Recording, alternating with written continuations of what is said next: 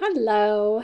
So I wanted to do just a quick overview of your assignment, one of your assignments, which you'll be doing throughout the semester, which are your clinical conditions worksheets.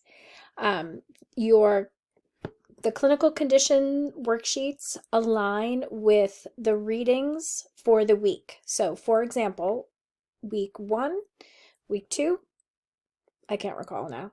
Um, the first half of the week focuses on burn injuries. The second half of the week focuses on orthopedics. So the first worksheet will be on burn injuries. The second worksheet will be on orthopedics or some diagnosis related to that topic.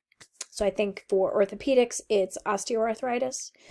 Um, the expectation is that you will have come to class having completed your readings and the worksheets, because you cannot engage with the class in the class without having done the readings and the worksheets, because it's going to be a lot of dynamic conversations and talking about why it's important for us to know about clinical conditions as an occupational therapist practitioner.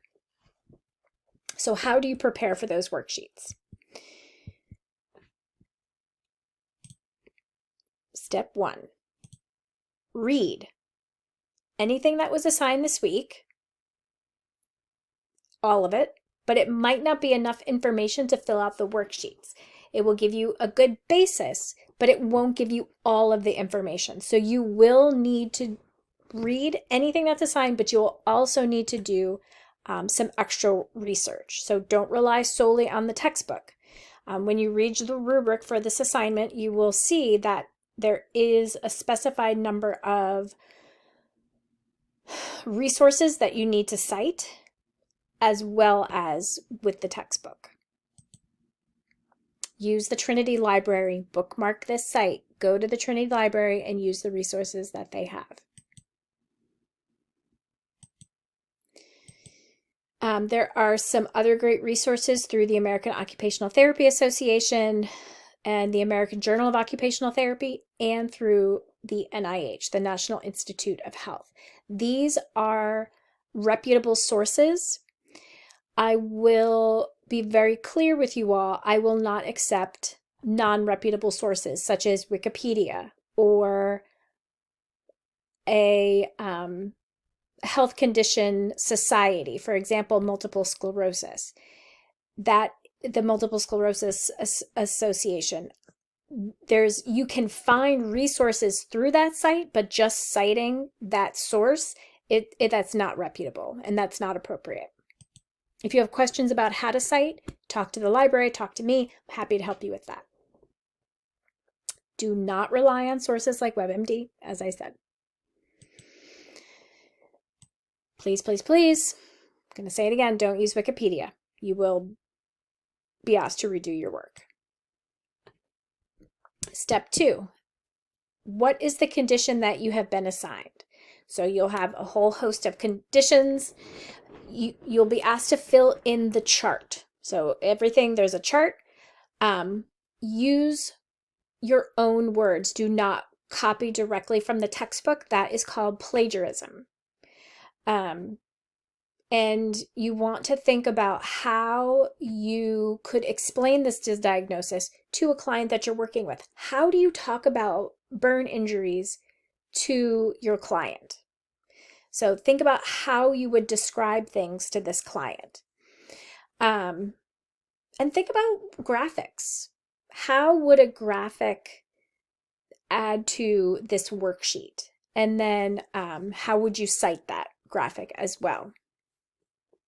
Now you'll have this PowerPoint as a resource, but as well, so you can read all of this at your leisure.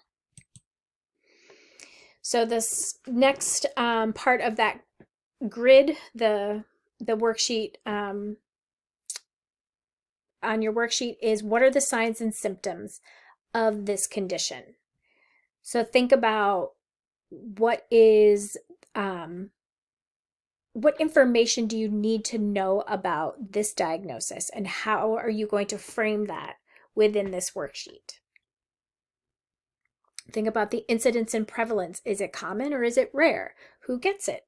Is it a gender or a race or an age, or what is the specific population that maybe is more affected by this condition, and be prepared to explain why. So I don't want you to just list out females, white, over the age of 40, living in Washington, D.C., but explain why they're more prone to that diagnosis. And what is the course and prognosis of this condition?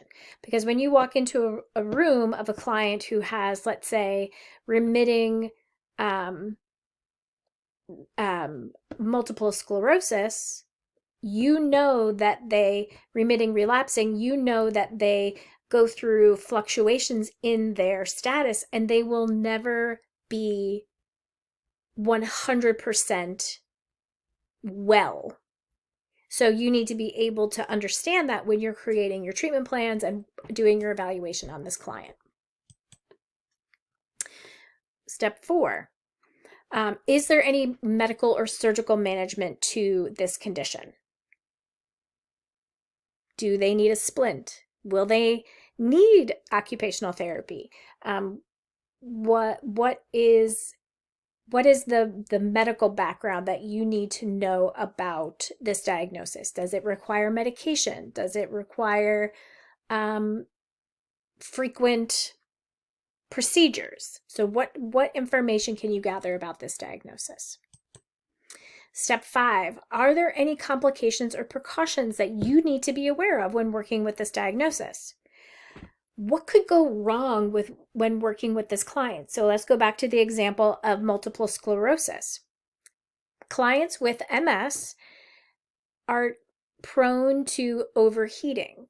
So we wouldn't necessarily bring them outside on a 90-degree day and ask them to vigorously walk, because that could exacerbate their symptoms. So that would be a precaution or a complication. So what do you need to know about this diagnosis as the occupational therapy practitioner? Number 6, this is the big one. Ding, ding, ding, ding, ding. What is the impact on occupational performance? So we'll talk about what occupational performance is a little bit more in depth in class, but this is your ability to accomplish something that you want to do based on the environment, based on the bodily functions, based on the body structures, based on the personal factors.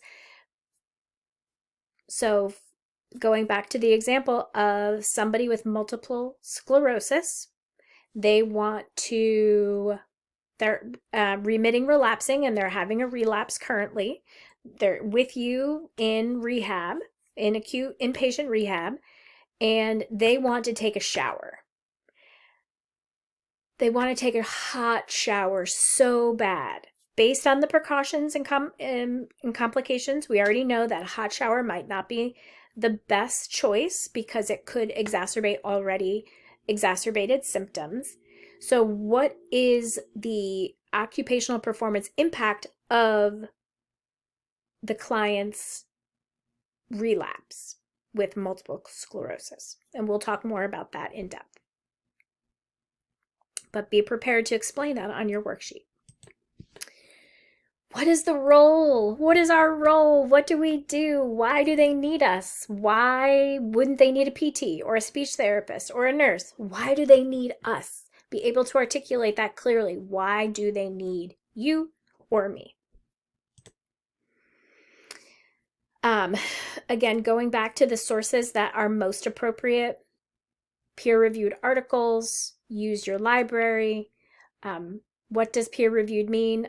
This is some research article that has been formally reviewed by experts in the field before it was published. WebMD is not a reputable, reliable, peer-reviewed source.